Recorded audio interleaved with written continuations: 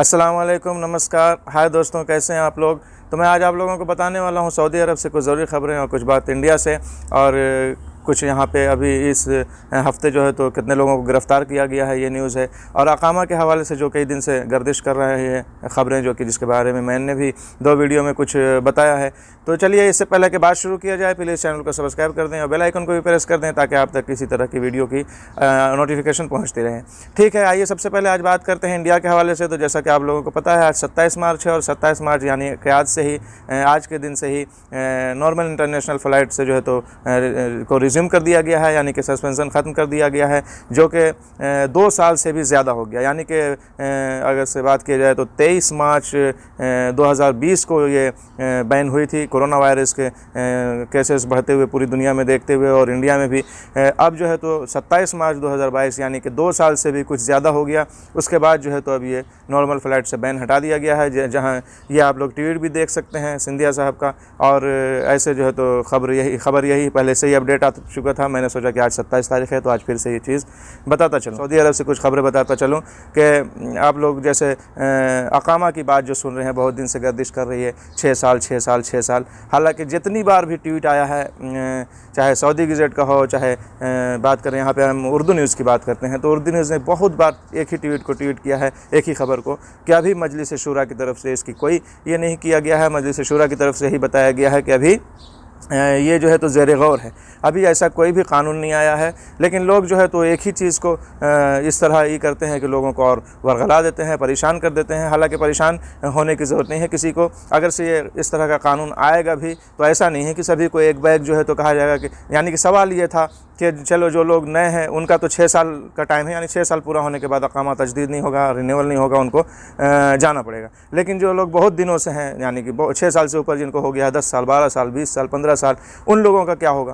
तो ऐसा थोड़ी है कि डायरेक्ट जो है तो जिनका भी 6 साल से ज़्यादा है बस ऐसा नियम आते ही और जो है तो सबको भाई निकल लो, ऐसा नहीं है। ऐसा कैसे हो सकता है, ऐसा मुमकिन ही नहीं है। यानी कि अगर से आप सोचिएगा दिमाग से तो ऐसा मुमकिन नहीं है कि एक ही साथ जो है तो यानी कि अगर से तादाद देखा जाए तो बहुत ही ज़्यादा ऐसी तादाद होगी जो कि 10 साल से 6 साल से ऊपर वाले, मेरे को तो खुद यहाँ पे उससे बहुत ही ज़्यादा हो गया है। तो इस तरह तो बहुत तादाद होगी। तो कंपनियों में बहुत सारे ऐसे लोग होंगे जिनके 6 साल से ज़्यादा हो चुका होगा, ऑलरेडी 10 साल 15 साल 12 साल हो चुका होगा। तो इस तरह का अगर से कानून लगा दिया जाए एक बैग, तो सारी कंपनियां यानी कि किस तरह से काम कर सकती हैं, कोई सवाल ही पैदा नहीं होता ऐसा होने का। कोई भी जब नियम कानून आता है सरकार की तरफ से, तो इसलिए पहले वो बहुत दिनों तक, सालों तक जो है तो ज़ेर बहस रहता है, ज़ेर गौर रहता है कि उस पर पूरी तरीके से यानी कि काम हो जाए, उसके बाद जो है तो लागू हो। तो अगर से लागू होगा भी तो ऐसा नहीं है कि सबको एक बैग बोल दिया जाएगा, कुछ ना कुछ सिस्टम रहेगा, चाहे अकामा के इसका टाइम जितना अकामा का है आपके पास, या नहीं तो और भी 1 आध साल की कुछ छूट के, हाँ, ताकि सारी कंपनियां या जो भी प्राइवेट सेक्टर हैं वो जो है तो अपने यानी कि ये कर सकें कि नया आमिल जो उनके पास आ जाए, नया वर्कर्स आ जाए, नए वीज़े जारी कर सकें। उसके बाद ही जो है तो ऐसा कुछ धीरे धीरे करके हो सकता है। ऐसा नहीं है कि एक बैग डायरेक्ट जो है तो सबको भेज दिया जाएगा। हालांकि इस को लेके इतना परेशान भी नहीं होना चाहिए, टेंशन भी नहीं लेना चाहिए। रिस्क तो बहरहाल, रिस्क का मालिक तो अल्लाह है, अल्लाह रिस्क देने वाला है, लेकिन कोशिश करना अपना काम है। तो अब कहीं पे ऐसा नियम ही लग जाए किस इसका देश का, तो इसमें तो अपनी कोई गलती नहीं है। तो इसमें जाहिर सी बात है अल्लाह रिस्क देने वाला है। आप लोगों को पता है कि अभी जैसा कि यूक्रेन की जब लड़ाई शुरू हुई थी तो 1-2 दिन ही हुआ होगा, तो मेरी वालिद साहब से बात हो रही थी। मैंने कहा कि अब क्या होगा, हो सकता है वर्ल्ड वार हो जाए दुनिया में, तीसरा आलमी जंग, यानी कि वर्ल्ड वार तीसरी। तो कैसे क्या किया जाएगा। तो बोले क्या मतलब टेंशन क्या है, कैसे क्या किया जाएगा, क्या मतलब। हम कहा यहाँ पे आदमी हो सकता है जाना पड़े, या हो सकता है मुश्किल हो, कारोबार काम काज हर चीज़ के लिए लेके।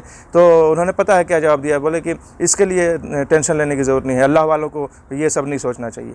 यानी कि आप कोशिश करना आपका काम है, लेकिन घबराना डरना ऐसा हो गया तो फिर कहाँ से यानी कि कमाएंगे, कैसे खाएंगे, क्या होगा क्या नहीं होगा, ये टेंशन मत लीजिए। कोशिश कीजिए कमाने की, कोशिश कीजिए, मतलब अपनी कोशिश जारी रखना। अल्लाह ने भी यही हुक्म दिया है कि हाथ पे हाथ धर के बैठना भी नहीं है, आपको जो है तो रिस्क की तलाश में निकलना है, लेकिन घबराना नहीं है, परेशान नहीं होना है।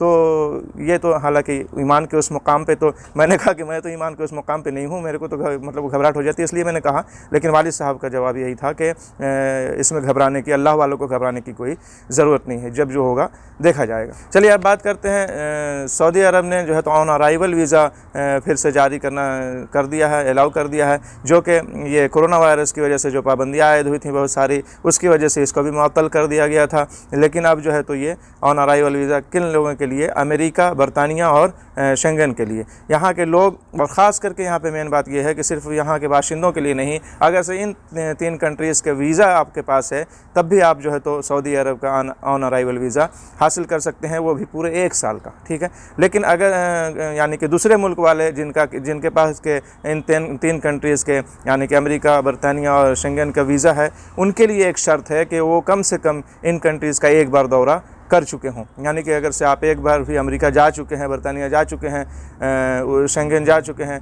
उसके बाद अगर से आपके पास इन 3 कंट्रीज में से किसी एक कंट्री का वीज़ा है तो आप सऊदी अरब का ऑन अराइवल वीज़ा हासिल कर सकते हैं 1 साल की मुद्दत के लिए, ठीक है। तो बहुत सारे ऐसे इंडिया के लिए भी बहुत ऐसी कंट्रीज़ है जहाँ के ऑन अराइवल वीज़ा मिलता है, यानी कि वहाँ पे वीज़ा आपको ख़रीदना नहीं पड़ता है, वीज़ा वहाँ का लेने की ज़रूरत नहीं है। आपके पास अगर से इंडियन पासपोर्ट है तो कई ऐसे मुल्क हैं, जैसे मैं जब यहाँ सऊदी अरब आया तो सर्बिया होके आया, तो सर्बिया में भी यही है, इंडियन के लिए ऑन अराइवल वीज़ा है, लेकिन 1 महीने का ऑन अराइवल वीज़ा वहाँ मिलता है। यानी कि आप जो है तो 1 महीने तक रह सकते हैं, सिर्फ वहाँ जाके डायरेक्ट जो है तो एयरपोर्ट पे पहुँचने के बाद ही ऑन अराइवल वीज़ा मिल जाता है, ठीक है। ऐसे बहुत सारी कंट्रियाँ हैं, मेरा मौजू ये नहीं है, इसलिए मैं ये नहीं बताने वाला हूँ। मैं और सऊदी अरब से कुछ खबरें बताता चलूँ तो सऊदी अरब में जैसा कि हर हफ्ते की रिपोर्ट आती है कि कितने लोगों को गिरफ़्तार किया गया है, तो इस हफ्ते यहाँ पे आप लोग देख सकते हैं सऊदी गज़ट का ट्वीट है कि 13,800 कुछ लोगों को गिरफ़्तार किया गया है, जो कि वायलेशन कर रहे थे रेसिडेंसी लॉ, लेबर लॉ और बॉर्डर सिक्योरिटी रेगुलेशन का जो है तो उल्लंघन कर रहे थे, ठीक है। तो यहाँ पे अगर से सबसे मेन बात जो है तो रेसिडेंसी लॉ का उल्लंघन करने वाले सबसे ज़्यादा यानी कि 8,000 के करीब लोग हैं। यहाँ पे आप लोग फ़ोटो में देख सकते हैं।